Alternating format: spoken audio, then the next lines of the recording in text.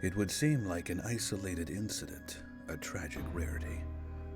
Schools of people taking to the skies to risk their lives by leaping from a plane and free-falling to the earth, only to perish, not from a faulty parachute, but from the very aircraft taking them up. In the case of planes carrying skydivers that crash, the numbers are astoundingly higher than one would think. December 4th, 1981. It was 7 p.m. at Pearl Harbor, Hawaii, and a Beechcraft loaded with 12 skydivers approaches Aloha Stadium. The University of Hawaii and the University of South Carolina are awaiting the start of a college football game. This was going to be a routine jump for this squad, who had performed stadium jumps many times before. Suddenly, without reason, the plane sputtered, went into a spin and headed straight for the ground. It plowed into only 3 feet of water off of a reef. There was one survivor.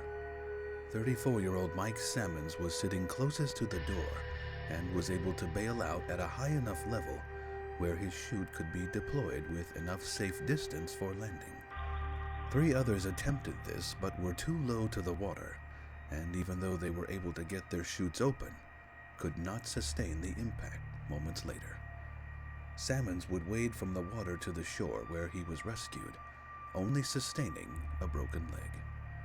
A 13th jumper who decided against participating at the last minute died a year later in a skydiving accident. Sammons would go on to be a successful skydiving videographer over the next 20 years, and despite the tragedy, completed the stadium jump a year later in 1982. It was a jump he had made numerous times before, but never in the same way again. Taft, California, 1982. Nearly 1 year after the Pearl Harbor crash, a vintage plane used during the Korean War lifted into the air with 14 souls on board. Barely after takeoff, local residents watched the twin-engine C-45H fold over, go into a quick turn to the left, and then nose into the ground. A fireball ensued in the drop zone of the small oil town located 60 miles southwest of Fresno, California. Several conflicting reports regarding the cause were given by eyewitnesses. One told reporters that the speed of the air going over the wing decreased too much or stalled. Another said he noticed the propellers weren't moving, and still another claimed to see smoke coming from the right engine. Early investigator theory was an overloading problem due to the plane being certified for 10 passengers, the downed plane containing 14.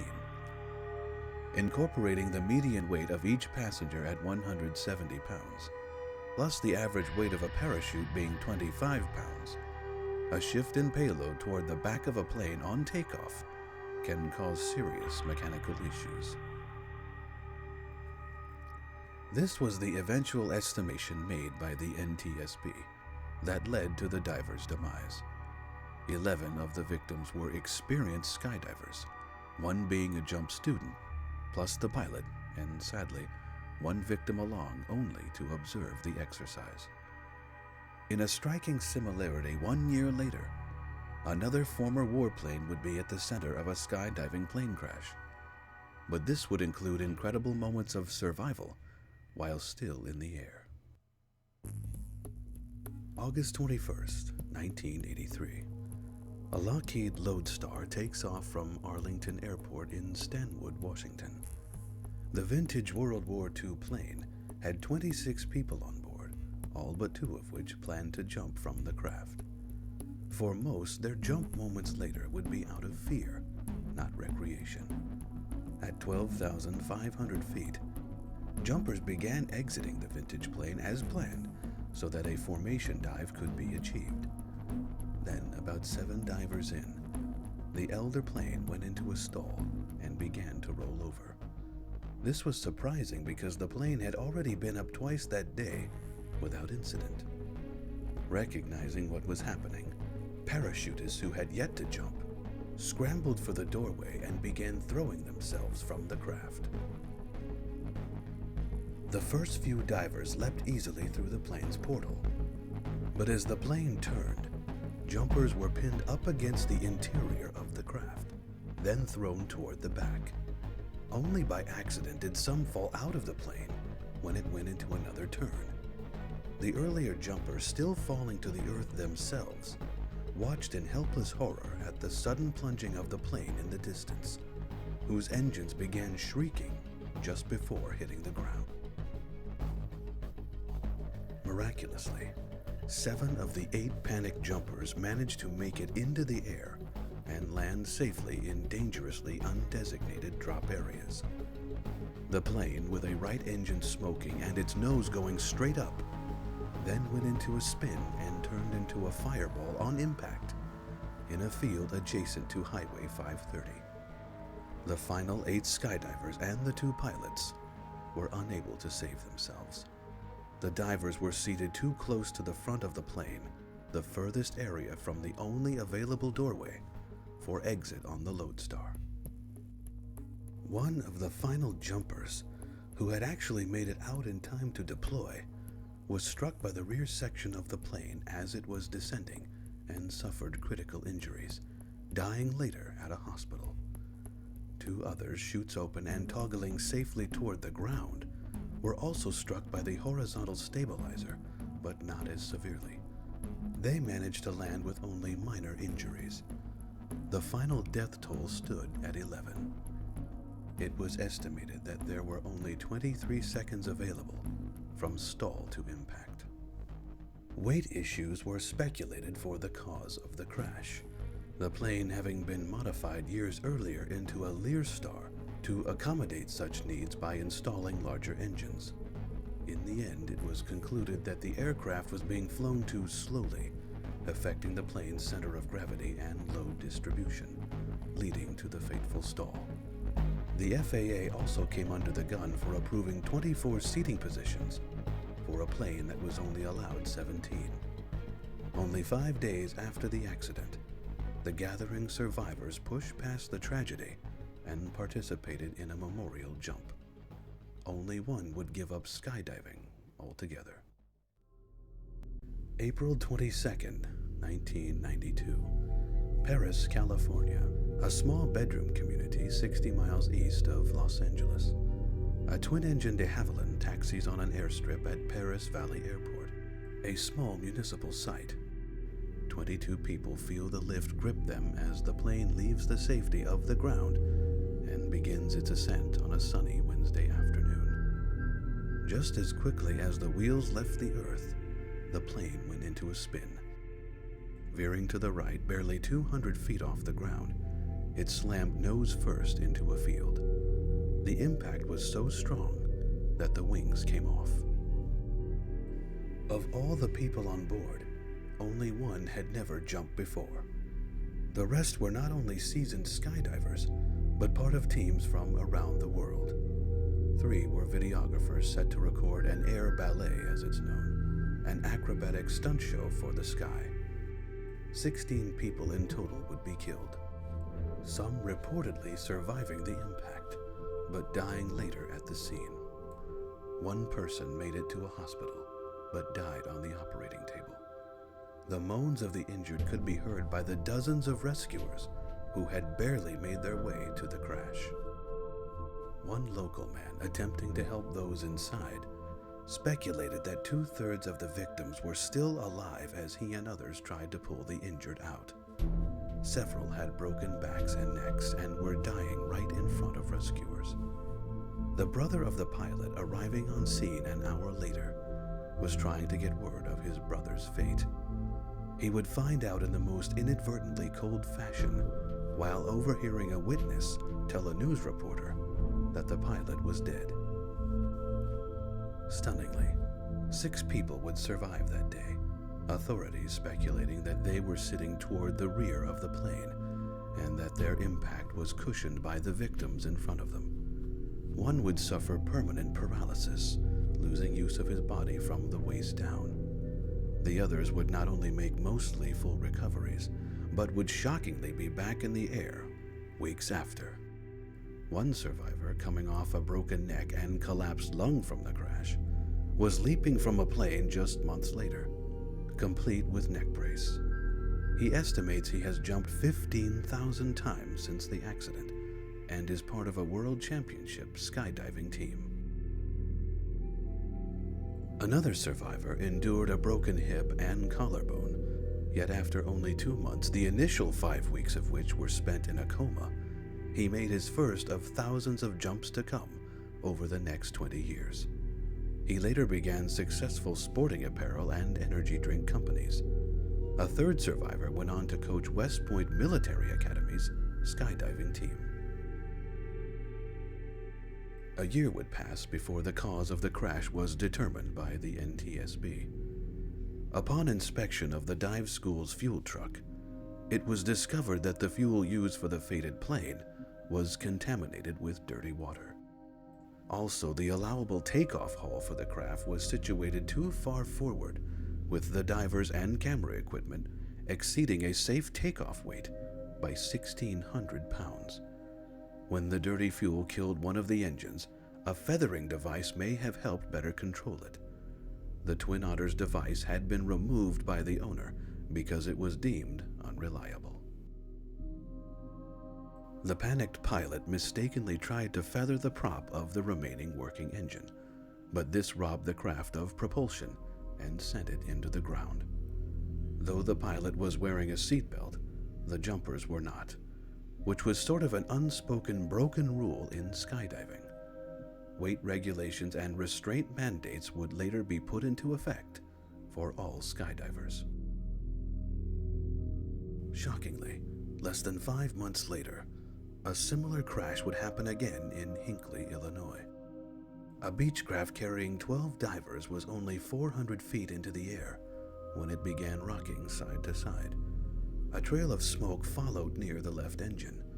Witnesses then watched the left wing dip and scrape the ground, sending the plane into a roll. It was driven straight down into a soybean field, igniting on impact. A farmer living 200 yards from the crash site ran to the scene with his 2 children, but they were driven back by the flames. On board were 5 students, 4 instructors, 2 of which were sons of the dive school's owner, 2 videographers, and the pilot. Engine failure was cited as the cause, and that the plane's left propeller had ceased functioning on takeoff. The NTSB came to find out that the engine in the plane had sat unused in an outdoor exposed environment for 18 years before being installed. This would leave it open to rain or sun damage and various other elements or contaminants. In a further devastation for the father of the instructors, it was later learned that he, an uncertified mechanic, had been the one to install the faulty engine just a month earlier. He also faced multiple FAA violations that imposed fines of $10,000 each, as well as several lawsuits from the victims' families against the owner and propeller company that would run for the next 6 years. The incident in Paris in 1992 was not the first time tainted fuel played a part in a skydiving crash. On September 29, 1985, a single-engine Cessna took 17 lives with it when it went down only minutes after takeoff. At 12:30 p.m., the small plane began to roll and slammed into a horse pasture near the town of Jenkinsburg, Georgia. Much like the weight violation in Paris, California, the NTSB also deemed this plane to have too heavy a load. The crash was in such a rural location that a skydiving team not even associated with the jumpers that went down took to the skies and parachuted into the crash area to see if anything could be done. Sadly, they discovered everyone on board had perished. This was not the first incident for this particular plane. It was in fact the third in that year alone. Minor wing damage was sustained during one landing, and then months later, a faulty oil filler cap caused the windshield to become covered in oil while in flight. the owner of the plane ignored numerous warnings from both the FAA and manufacturer Cessna that significant repairs were required. 3 days before the crash, a freight company that wanted to lease the plane noticed not the usual amber or brown color associated with the plane's fuel. Instead, the fuel was discolored black and was bypassing a filter through a mechanism activated when the filter is clogged. Then, 2 days before the crash, an FAA inspector ordered the grounding of the plane to the owner. As soon as the inspector departed the scene, the owner then violated the command by flying to DeKalb Peachtree Airport and then on to the jump school in Jenkinsburg. These decisions would ultimately cost him too, as he would be one of the souls to die in the crash as well. Algae, iron, and dark stringy material was discovered in the filters by the NTSB. The plane had had a number of fuel contaminations in the past, the sensor gauge having been disconnected so as to not frighten divers. Unbelievably, it was originally suspected by the NTSB that a substance resembling sugar was found in the fuel tank, and that the plane's crash was deliberate sabotage by disgruntled drug smugglers. Apparently, the plane's owner owed several $million to cocaine czars, and as a result, the fuel system was tampered with. But this was later dismissed upon further analysis of the contaminated fuel line. This concluded a tragic period of nearly 40 skydiving crashes over a 10-year span, according to the NTSB. And the international community was not immune to this as well. On February 3, 1985, a small single-engine plane carrying 6 people crashed into a hill near the French Riviera, killing all on board. Just 3 years later, also in France, a tourist plane carrying amateur divers crashed in a quarry, killing 8. Jakarta, 1986, saw an 11-man dive team take flight to work on training exercises, only to have their Piper Navajo plummet moments after takeoff, 12 deaths resulting. Then there are times that air traffic error can result in the same outcome. It was August 27, 1967, when a B-25 light bomber rose high above the skies of Pennsylvania near Lake Erie. No stalls, good fuel, properly distributed payload. It took an hour for the plane to reach its desired altitude, not a mechanical problem in sight. The issue as the dive team prepared to depart was atmospheric conditions. Thick, dark clouds had rolled underneath them and slightly obscured the drop area. The pilot, who would survive because the plane never crashed in this case, said he was aware of the dangers of letting his jumpers carry on with the exercise. There was also failure on the ground, as the air traffic controller mistakenly read that the craft was over the correct area. A Cessna had followed the B-25 a few minutes later in an effort to get 16mm film of the jumpers as they made their descent. This plane was mistaken for the bomber, causing the controller to think the bomber was over the drop zone, thereby radioing the pilot that he could send the jumpers out. But the jumpers themselves would face criticism in the days to come as well. What came into play later during various lawsuits involved the reasoning of the divers and the pilot about the dangers of the blocked field below. It would be determined later that they were not negligent for diving in unsafe conditions due to the plane not having available windows. When the bomb bay doors opened, it was equated to leaving a movie theater and being blinded by the outside light. Therefore, the jumpers were unaware of the lethal cloud conditions below them. Everyone's freefall went according to plan, including successful deployment of their canopies. Now came the clouds and visibility playing a major role. In an only while skydiving experience, as soon as the chutists crossed through the dark clouds, they found themselves mid-air in a rainstorm. Coupling this was realizing that they were far out over Lake Erie, all opening their chutes in an effort to land on the shoreline. but there wouldn't be enough time. All 18 divers would crash into the water about 5 miles offshore. Most became tangled in their chutes and gear, the waters choppier than normal that day because of the storm in the area. A disturbing side note involved a passing cabin cruiser that reportedly sailed up to several of the divers who were still alive, but for whatever reason, abandoned them and left the area. Locals speculated that it may have been a boat involved in smuggling from over the Canadian border.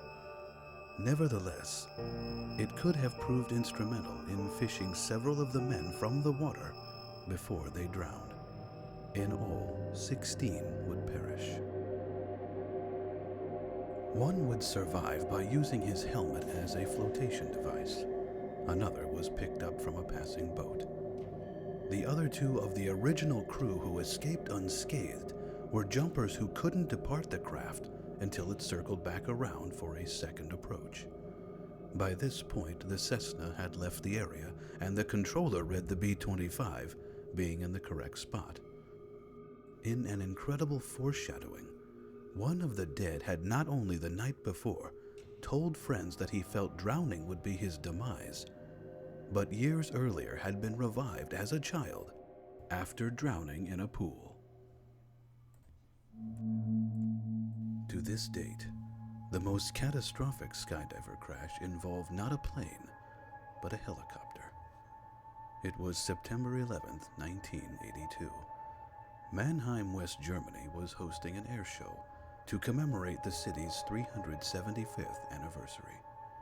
Over 10,000 people were in attendance. It was only the first day of the air show.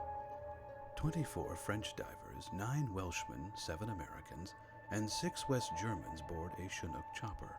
All but 6 on board set to skydive. The remaining occupants were 2 pilots and a 2-man news team covering the event for Armed Forces Network. At around 10,000 feet into the air, the divers prepared to exit into a sky ballet, but one of the pilots radioed that he heard a noise from the rear. He immediately informed the riders that the dive would be aborted and that they were to stay strapped in their seats. The craft was only 600 feet from completing its emergency landing when the main rotor to the copter flew off, sending the craft straight toward the ground. All 46 people on board were killed instantly when the chopper landed on a highway and burst into flames. Walnut grit was formerly used to clean the transmissions in helicopters. It was then blown out during maintenance to allow for the flow of oil, but it was discovered that not all of the grit had been removed on the Chinook, resulting in a blockage of the oil jets. This caused a bearing to fail due to the lack of lubrication, the transmission suffering because of it. The 2 rotor blades then rotated out of sequence, thereby making contact with each other and causing the 2 to be shattered into pieces, rendering the craft in peril. It took weeks for the bodies to be identified because so many had reportedly melted together. Amazingly, nobody on the ground was killed, the highway of the crash only having 2 cars on it at the time. In stunning fashion, nearly the same number of people were killed due to the same malfunction 4 years later when 45 oil workers were lost in Aberdeen, Scotland. Crewmen had been picked up from the platform of an oil rig in the middle of the water.